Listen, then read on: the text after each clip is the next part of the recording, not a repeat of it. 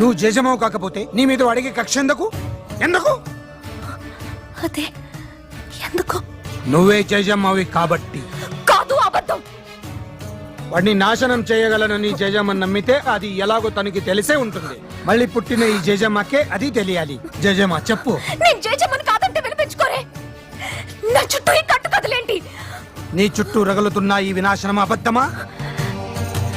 నిజం. నిన్ను వాడు నాశనం చేస్తాననడం అబద్ధమా?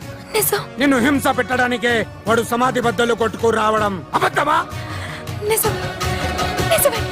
అప్పుడు నువ్వే జేజమ్మ అన్నది కూడా నిజం. నువ్వు మళ్ళీ పుట్టావుని అల్లా సాక్షిగా నేను నమ్ముతున్నాను.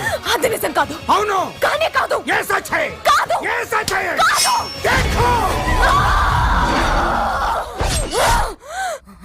మాట నిలుపుకొంటివమ్మ జేజమ్మ, మళ్ళీ జన్మ ఎత్తినావమ్మ.